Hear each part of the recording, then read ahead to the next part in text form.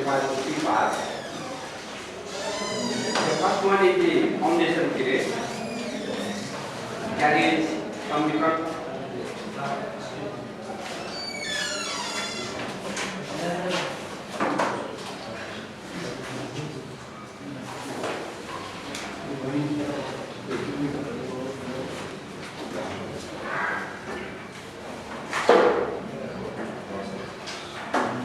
and the period of the first part is from the conquest of Nuwapur to the conquest of the Valley Kingdom in 1769. Then the second part is the expansion, which covers the period from 1770 to 1792. And today is the third part, which we have titled Climax of the Unification of Nepal. And this period covers the years 1792 to 1816. And actually, from 1792 to 1804, the unification of Nepal was disturbed due to the political instability in Nepal. And it was only from the year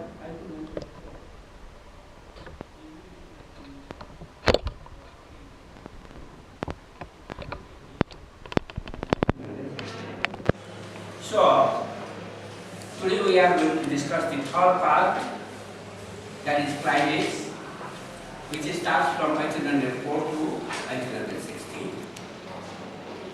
Now, before we start this final phase of the unification of Nepal, let me say a few words why the unification work was discontinued after 1790 and up to 1804.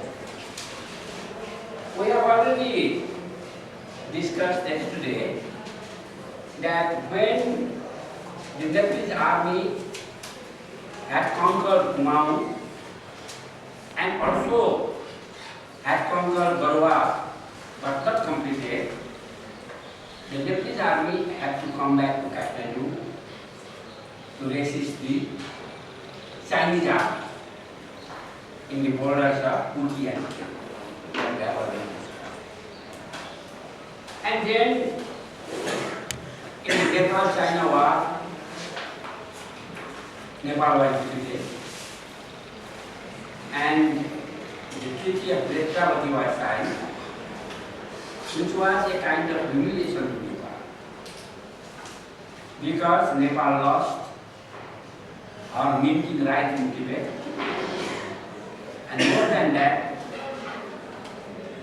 if there was any discord between Nepal and Tibet, they had to submit their differences before the Chinese emperor. And the arbitration of the Chinese emperor was considered to be final. So that was the better of the treaty. Now after that, Rana Bahadur came to the age of 18 years, and immediately after, he dismissed Bahadur Shah from the country. And the period from 17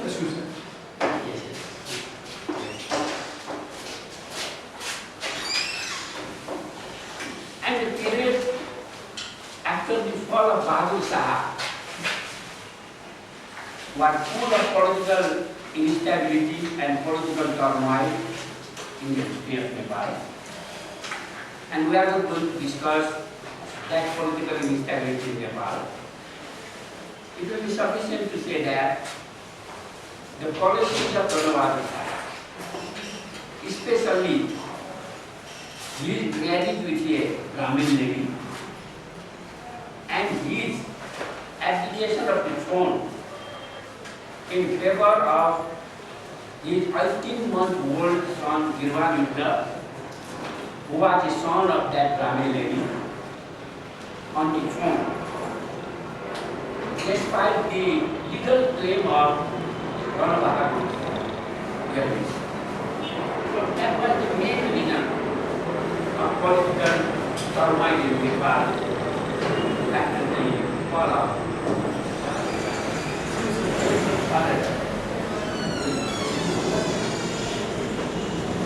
and it was because of the political instability inside the Nepali Darbar, the unification war was halted, and it led to the self-exile of Rana Bahadur Shah from Kathmandu to Banaras.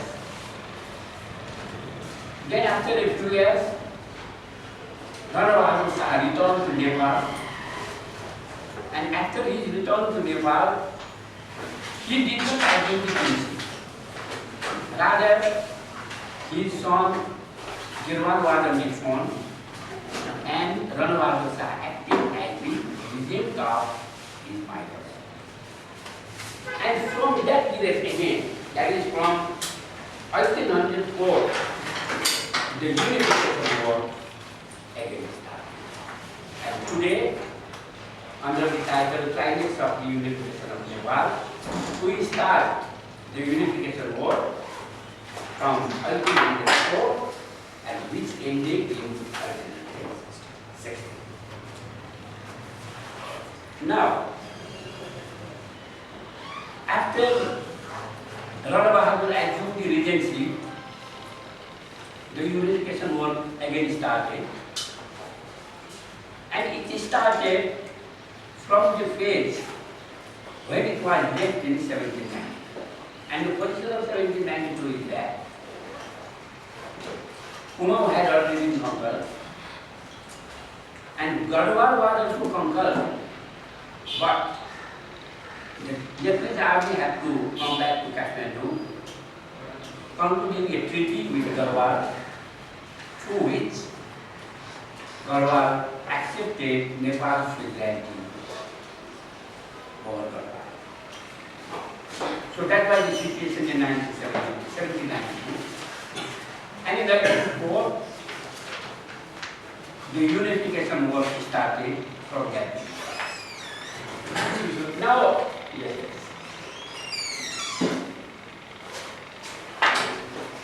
Now, before to discuss the wars fought by the Japanese army from 1804, we must say one thing, and that is the administration is in Kumaon. It was very difficult for the Japanese administrators to control the state of affairs. And regarding Garhwal defied with the treaty with Nepal, and Garhwal again claimed independence. So the first war the Nepalese army did after 1804 was the conquest. Once again, Garhwal was. Now regarding the Nepalese administration in Kumaon and Garhwal, it was a subject of great criticism. You know, the Kumaon and Garhwal people still today, when they have to talk about the bad administration or the cruel administration, they used to give the example of that means, even in the books on the history of Kumaon and Garhwal, it is written that the Gorkhali rule in those areas were very bad.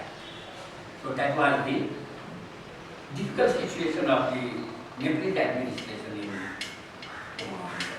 Now why it is so?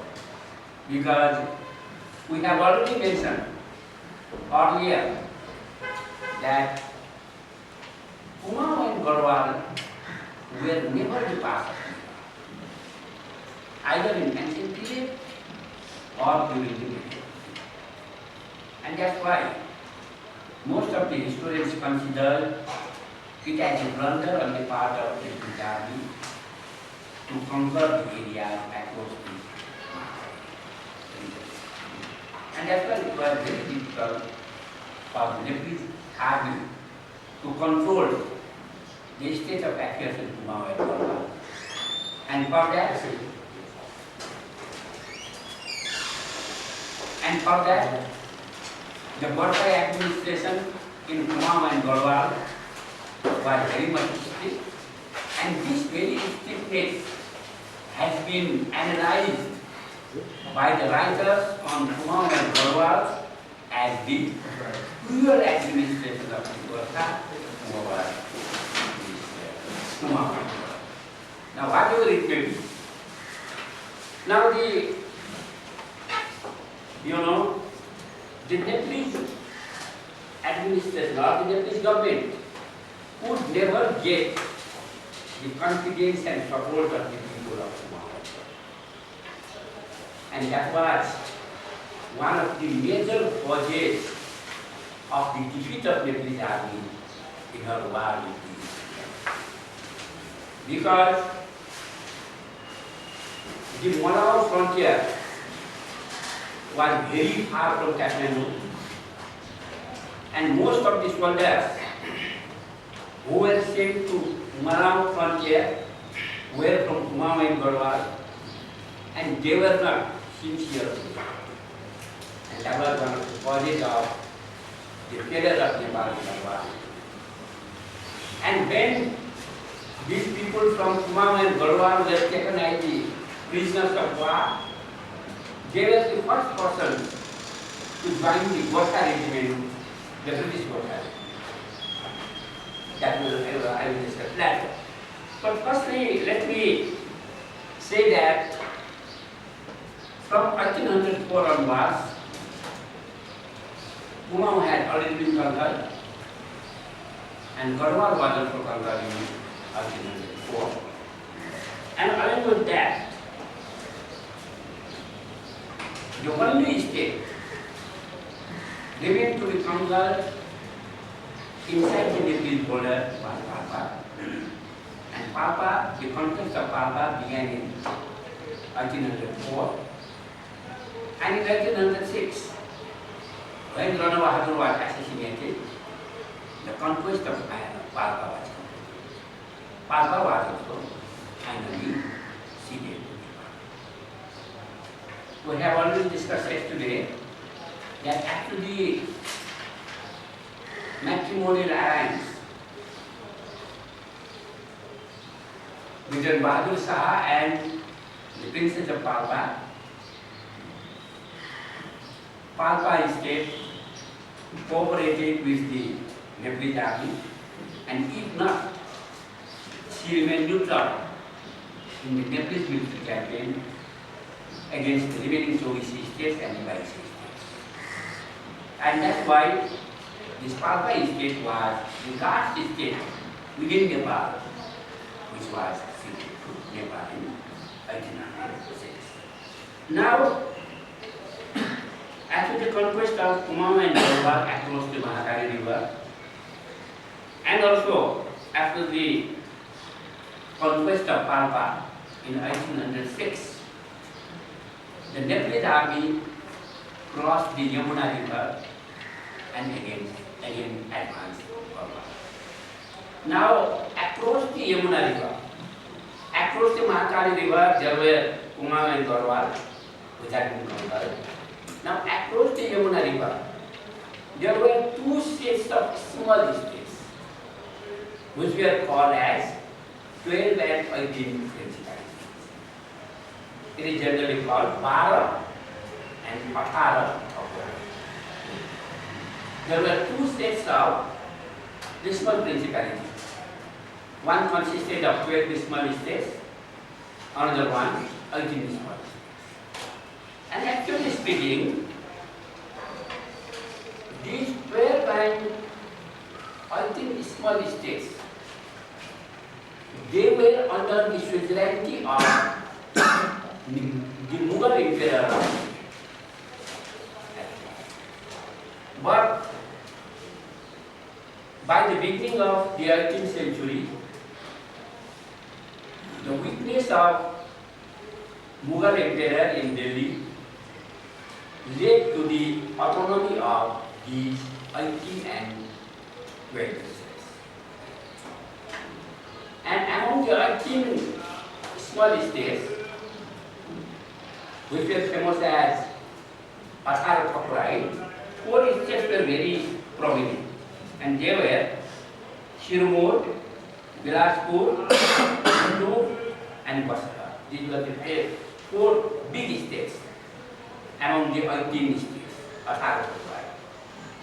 And all these states were conquered by Nepalese army within a few years. Along with these 4 states, other 14 states were also controlled, were occupied, were conquered.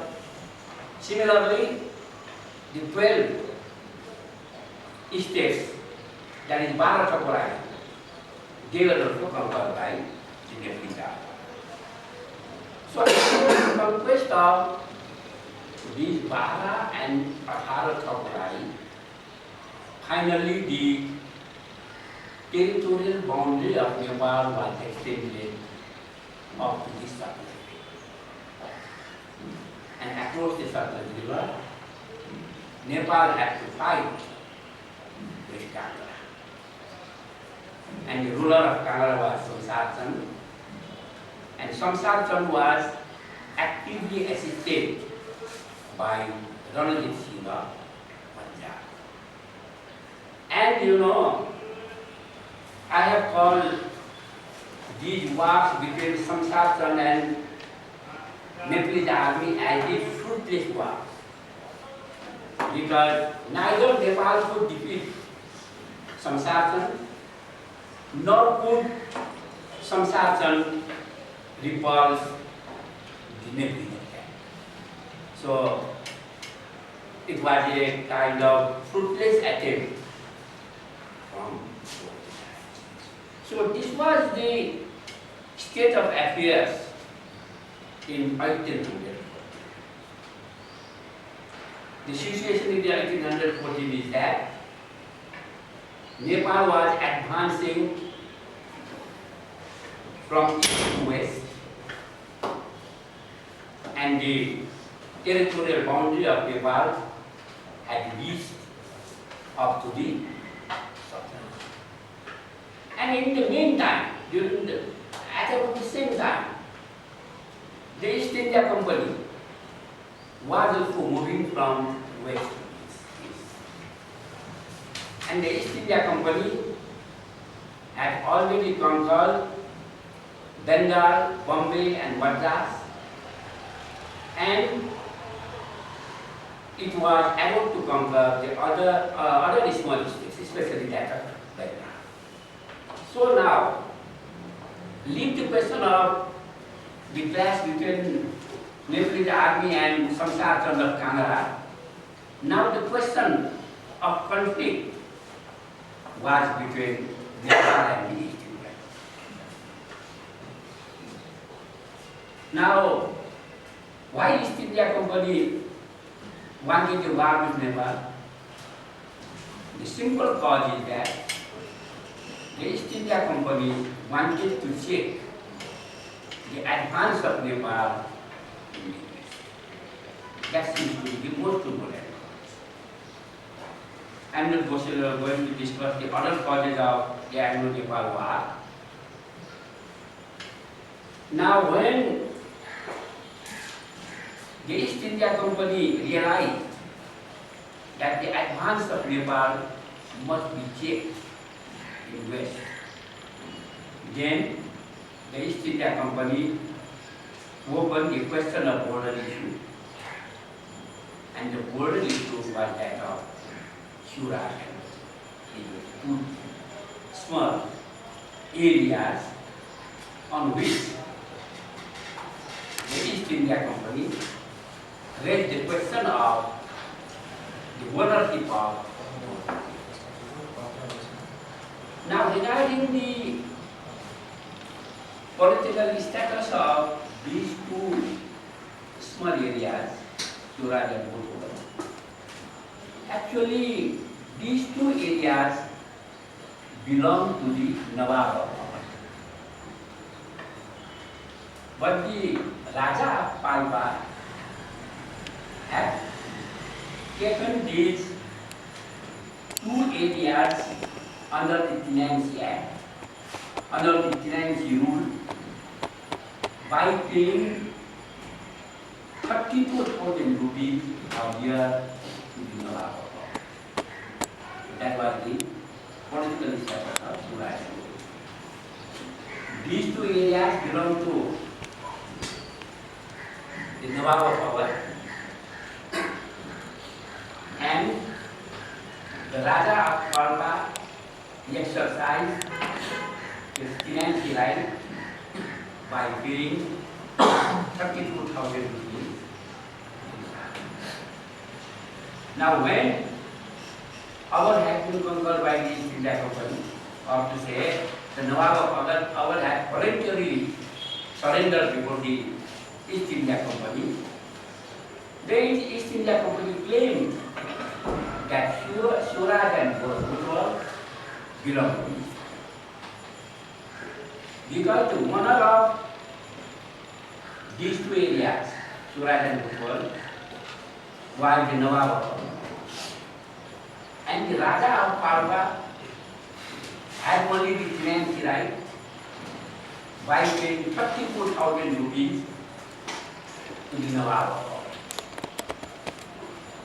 That's why, since the ownership of these two areas belong to the Nawab of Awad, and when Awad came under the control of East India Company, naturally these two territories, Suraj and Bhutwal, belong.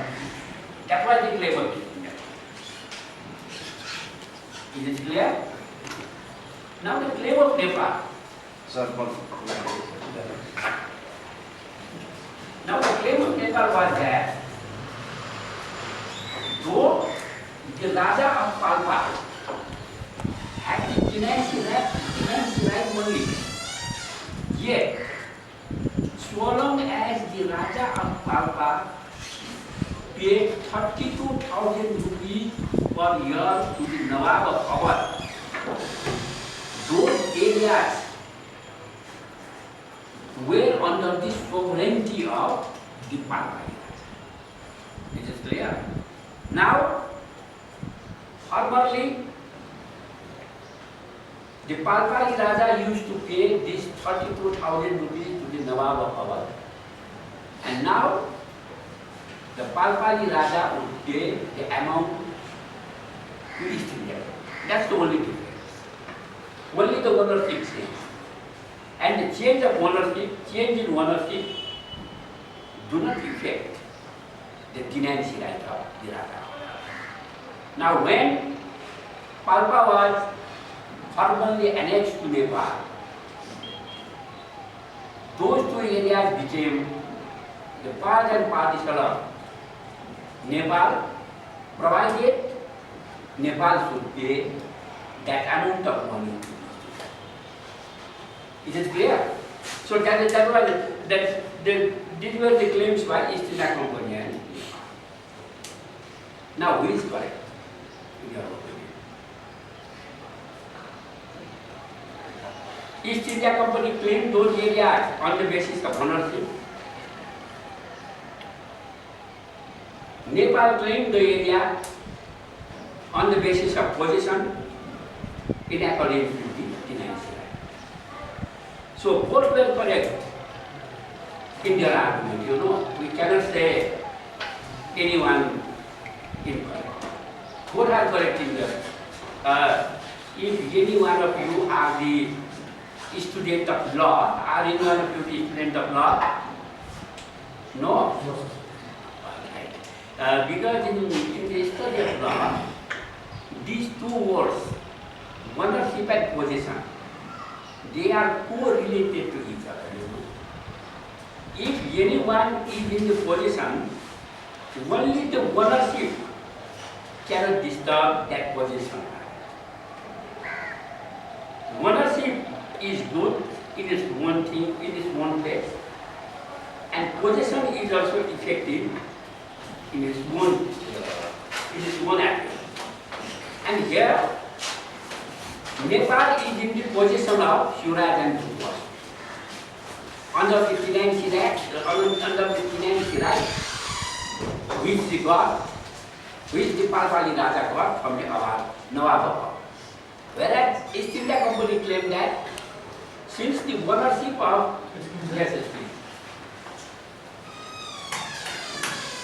you can close the door.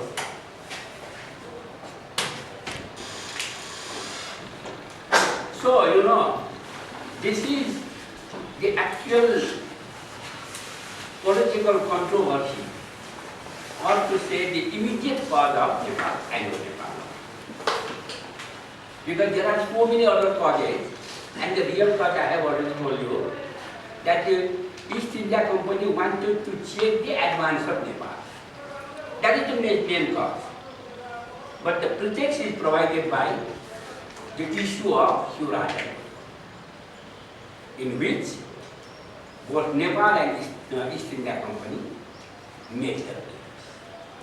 Nepal made their claims on the basis of financial right and possession, whereas East India Company made their claim on the basis of ownership.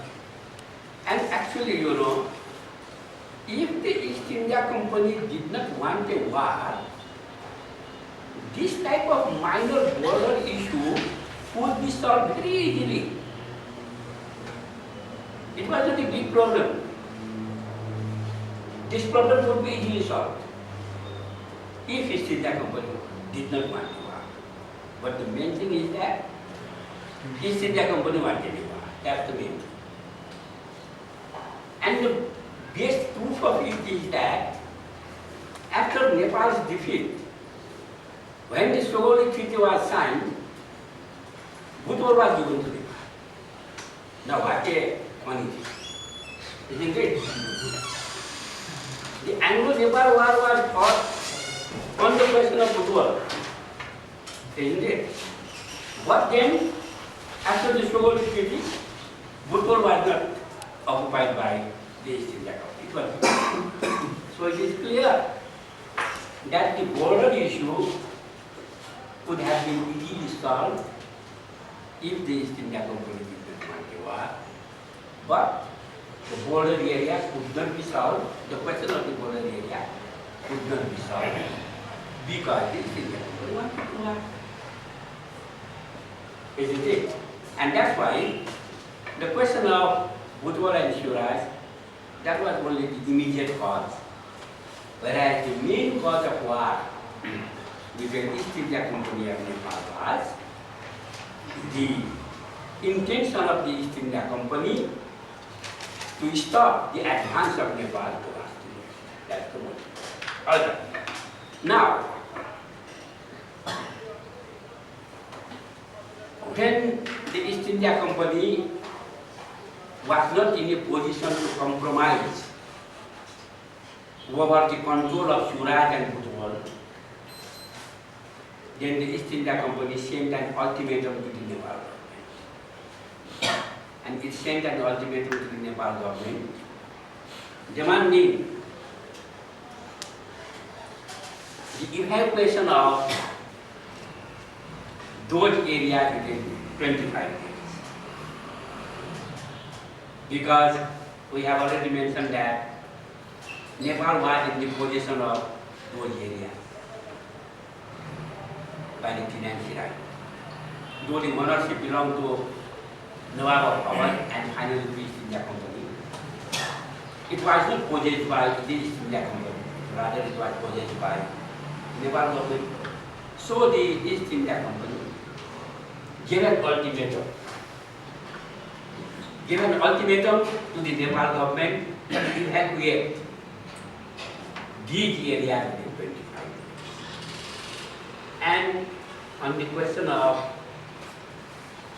the British ultimatum or the East India Company's ultimatum, there was a very heated and long discussion in the Nepal Darbar. Now in the discussion, you know, there was a complete different approach of the military commanders and the civil leaders.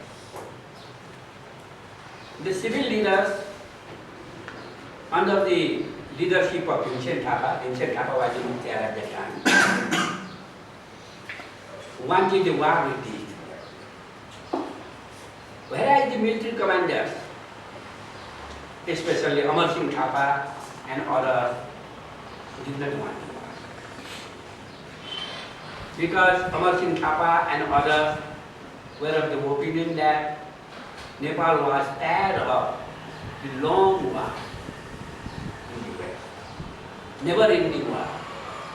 So under such a situation, it would not be helpful for Nepal to fight with a big giant that is East India. Because the fight was not with the Soviet states, isn't it? The fight was not with the small states of this Bhara and Ottar. The fight was with the strong giant, that is East India Company, or the British power in that area. That's why the military commanders were against the war. But Bhim Singh Thapa, argued that there was no alternative than a war with East India. That was the viewpoint of Bhim Singh Thapa. And Bhim Singh Thapa argued that the Swaraj and Butwal, they were not the real causes. And the real cause is the British imperialism. British imperialism to defeat Nepal. So Nepal had to fight with the East India Company one day. And why not to fight? And Bhim Singh Thapa is correct in one sense, that even if Nepal surrendered the provinces of Swaraj and Butwal, the war won't be. The British won't be satisfied. It is illogical to think that the mere surrender of Swaraj and Butwal would end the war. Because that is merely a pretext. That is not the real cause, isn't it? So the mere surrender of Swaraj and Butwal does not bring the war with the East India Company to close. And that's why there is no alternative for Nepal rather than to fight with it. So that was the viewpoint of Bhim Singh. Whereas the military commander did not support the war because as the tactical persons who had great experience of war, these military commanders rejected the idea of a war. And regarding now here, Bhim Singh Thapa is criticized on the point that Bhim Singh Thapa was such a commander-in-chief. The first commander-in-chief of Nepal was Bhim Singh Thapa. He was such a commander who never fought any war. Who had not seen the face of a war. Never. And that's why he wanted a war despite the opposition of the military commander. And the speech of Bhim Singh Thapa, which had been recorded by a British writer, Prinsep, very emotional speech.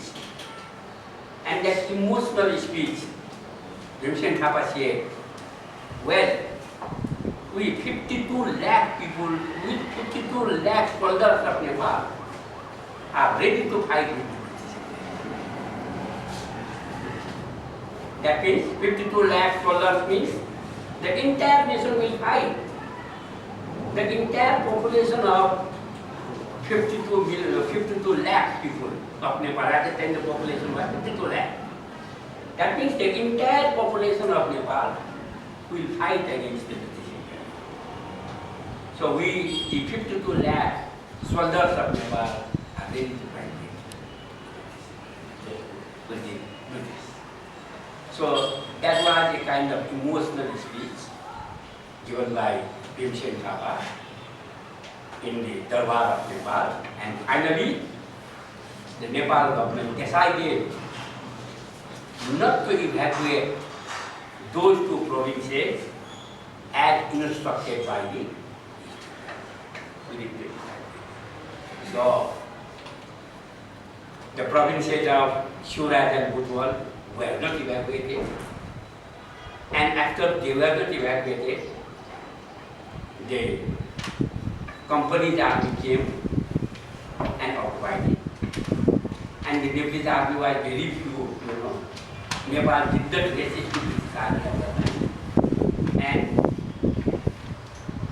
the Nepalese army retreated. The Nepalese army without a war evacuated. Only one person was killed in that case. Very small. Anyway. So after the lapse of 25 days, Surat and Butwal, they were occupied by East India Company without any war, without any big clash with the Nepalese army. Then, after a few weeks, the East India Company retained only a small force over those areas, and the other soldiers returned from them. When the other soldiers returned from them, then Nepalese army again went there and out. Because now there was only a retaining force, that may be only 10 or 15% of the total. Because the entire British force had already returned from there, retaining only a very small force, and then